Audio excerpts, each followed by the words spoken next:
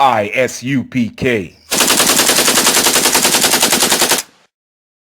All I'm going to tell you, man, if you want to stay plugged in and tuned in, make sure you subscribe to I.S.U.P.K on YouTube. A lot of powerful information will be coming out this summer, and you want to stay tuned in. The minute they drop it, it's coming right to you, baby, as soon as you subscribe. So make sure you handle that business and subscribe to I.S.U.P.K.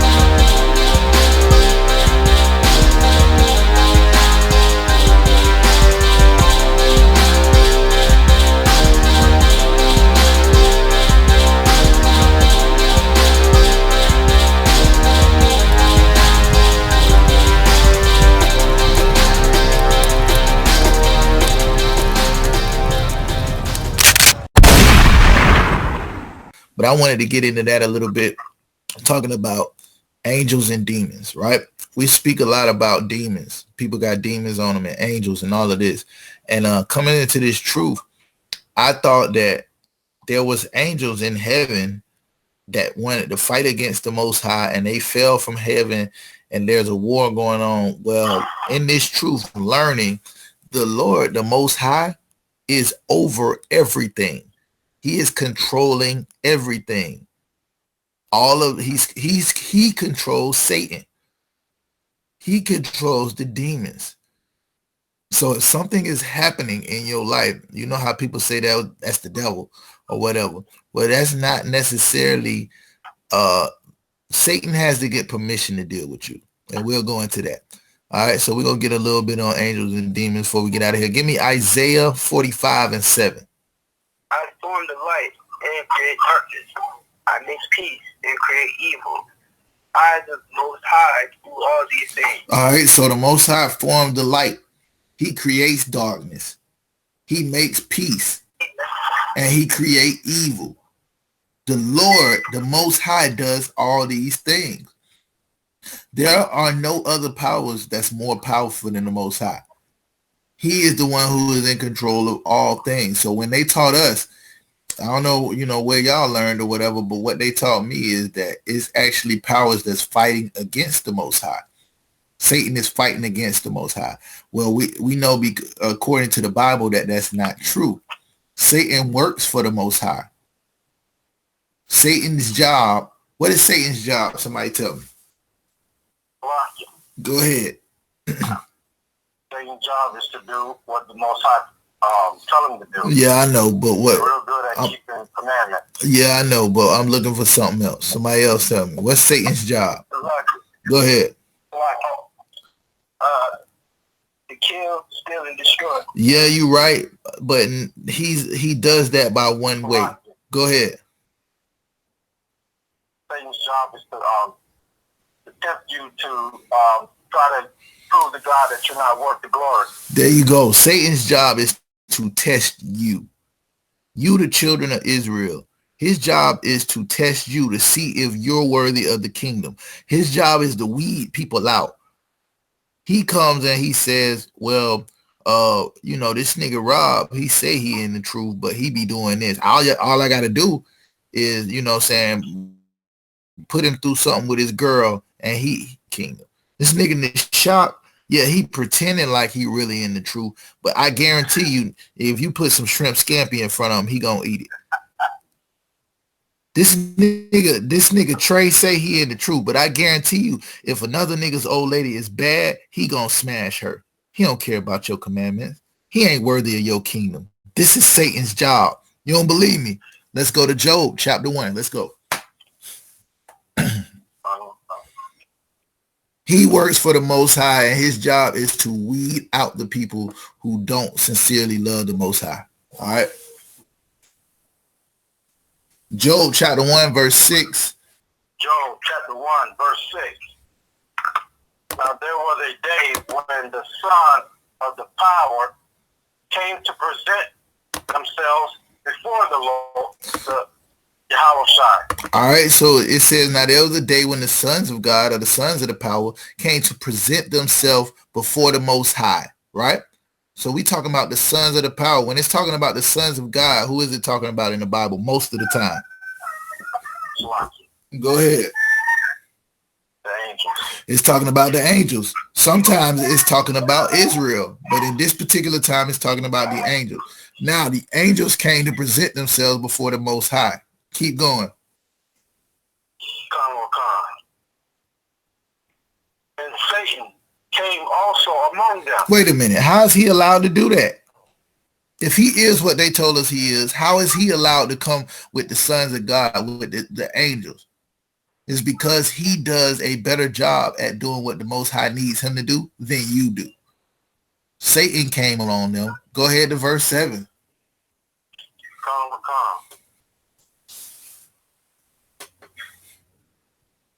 And the Most High said unto Satan, whence comest thou? Then Satan answered the Most High and said, from going to and fro in the earth, and from walking up and down in it. All right, so this is the Most High. He said, where are you coming from? Like, you just came and presented yourself right along with the rest of the angels. Where are you coming from? Well, Satan's job and his realm is to operate in the earth. That's his job. So he answered and said, from going to and fro in the earth and from walking up and down it, right? So this is a conversation that the Most High is having with Satan. Why would he be talking to a power that wants to overthrow him, that wants to be bigger than him?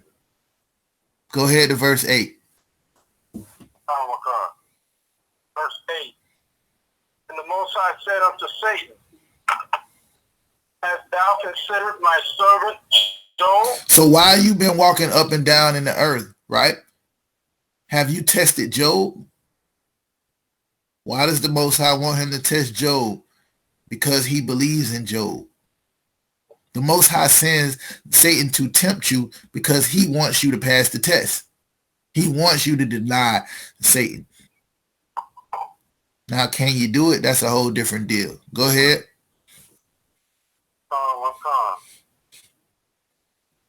That there is none like him in the earth, a perfect and upright man, one that feareth the power, and escheweth. And escheweth evil. All right, so he's talking, the Most High is bragging on Job. He's saying ain't nobody like him in the earth. He is perfect and upright. What does it mean to be perfect? Somebody besides that's not a trooper. What does it mean to be perfect?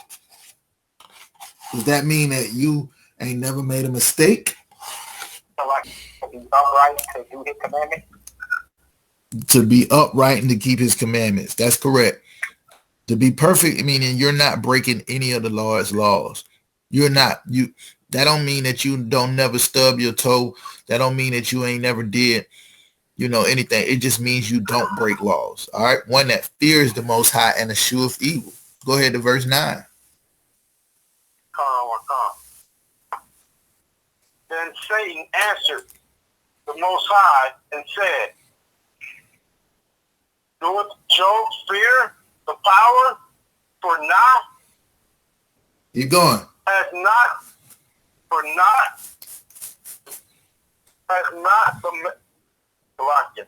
not thou made an hedge about him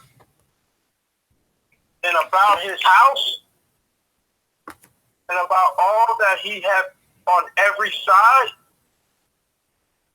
Thou hast blessed the work of his hands, and his substance is increased in the land. So he's saying this is what Satan told the Most High. Of course he upright, he righteous. You done put a hedge of protection around him. You done blessed his house. You done gave him everything he wanted. That's why he follow you. Right? You done blessed the works of his hands, and you done gave him increase. That's why. That's the only reason. He's saying, does Job fear the Most High for not? Go ahead. Verse 11. But put forth thy hand now, and touch all that he hath, and he will curse thee to thy face. This is what Satan is saying about you. Let the nigga car break down. Let the nigga old lady start tripping. Let the nigga lose his job. I guarantee you he'll curse you to your face. I guarantee you he'll start back slanging right. I guarantee you he'll start back smoking. He'll do everything. Just go ahead and put him through something and watch what happens to him. This is Satan's job right here. Go ahead to verse 12.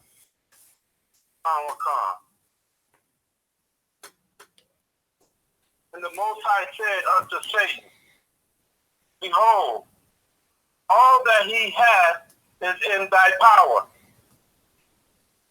Only upon himself put not forth thine hand.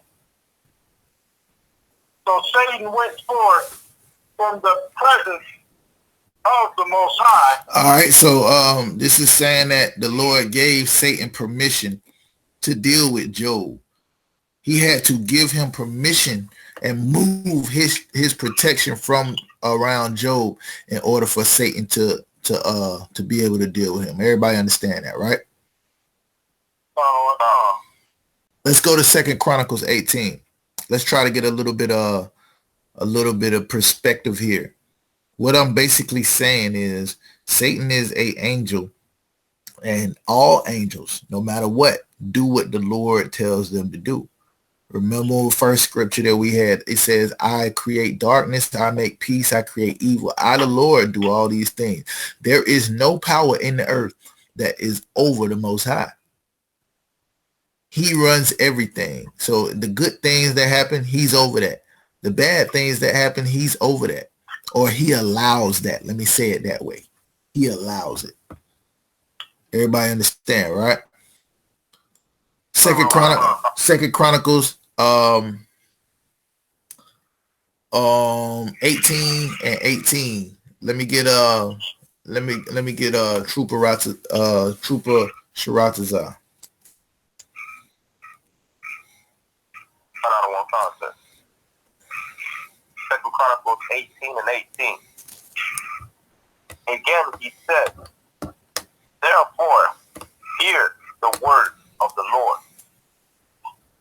I saw the Lord sitting upon his throne, and all the hosts of heaven standing on his right hand and on his left. All right, so Trooper Sharatazar, when you see that capital L, capital O, capital R, capital D, in the Hebrew it says Yahweh, right? It says the Most High's name. So what we'll do is either say that you don't have to say the Most High's name, so you could just say the Most High, all right, which is his title. Or you could say Yahweh when you see it. All right. So when you read it, just read it that way. In other words, he said, therefore, there's two ways you could do it. And he said, therefore, hear the word of Yahweh. Or you could say, therefore, hear the word of the Most High. I saw the Most High sitting upon his throne, and all the hosts of heaven standing on his right and on his left. Right. So this is a vision that he's getting. He's seeing the Most High. And then he's got the host of heaven. The host of heaven is a army. So he's seeing the army of the Most High, which consists of the angels, standing on his right and on his left. Go ahead to verse 19. God. And the Most High said, who shall entice Ahab, king of Israel, that he may go up and fall at Ramoth Gilead. Ramoth Gilead. Ramoth Gilead. So the Most High said, who's going to entice this king? What he wants him to do is to go up to Ramoth Gilead, and he wants him to lose a war, right? So he's talking to the host of heaven who's standing on his right and said, who's going to go ahead and do it? Go ahead. And one spake, saying after this manner, and another saying after that manner. Then there came out a spirit and stood before the Most High and said, I will entice him. And the Most High said unto him, wherewith? All right, so you got all these different angels and all these spirits that's coming. One say, all right, I'll do this. The other was like, yeah, I'll get him to do it. I'll do this. So one spake after this, and then there came out a spirit and stood before the Most High and said, I will entice him. And the Lord said, how? How are you going to entice him? Go ahead to verse 21. And he said, I will go out and be a lying spirit in the mouth of all his prophets. He said, I will be what? A lying spirit A in the lot. mouth of all his prophets. So all the kings had these council of people that they would go to. So what this particular spirit did, and we just gonna say it's Satan, it don't say that, was say, I will be a lying spirit in the mouth of all his prophets. So it's gonna go out and put the spirit on them so where that they're lying. Go ahead. And the Most High said, thou shalt entice him, and thou shalt also prevail. Go out and do even so. So there's giving this spirit the permission to go out and to cause ruckus and to test that king and to do different things like that. This just lets you know that the Most High is over everything. Trey, do you have a apocrypha?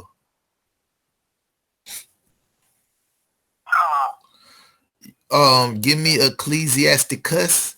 Ecclesiasticus, sometimes referred to outside of the school as Sirach. We call it Ecclesiasticus because that's the name of it. All right. Chapter 39 and verse 28. Break it down a little bit further. What we talking about?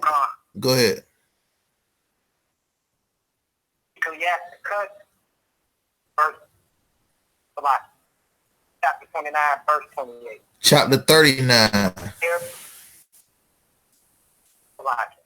Chapter 39, verse 28. There be spirits that are created for vengeance. Remember, the Most High is a man of war, right?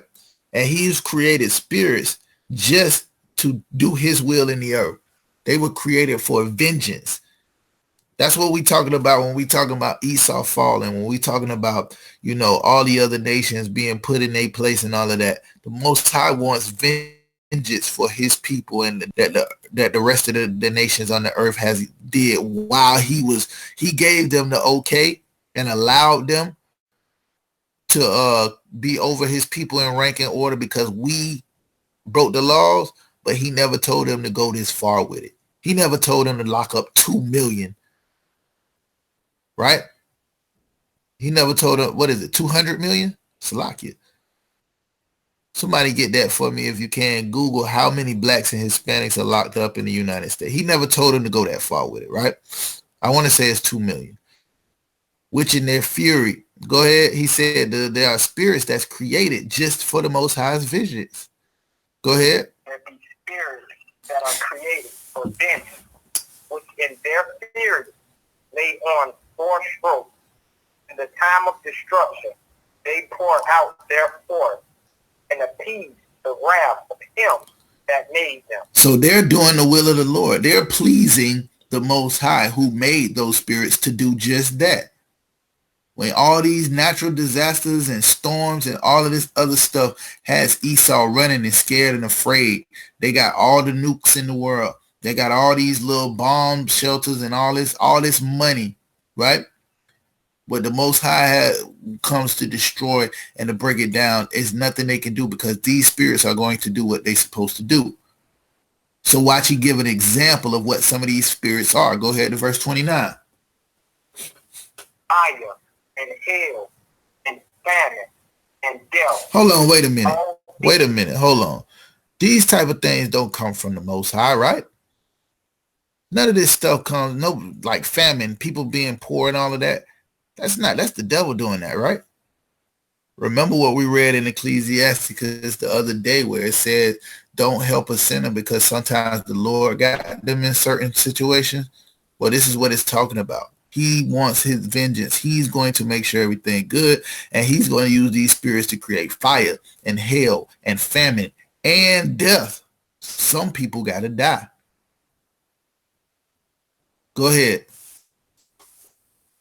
All things were created for them. They always created for the Most High to use. Go ahead to verse 30.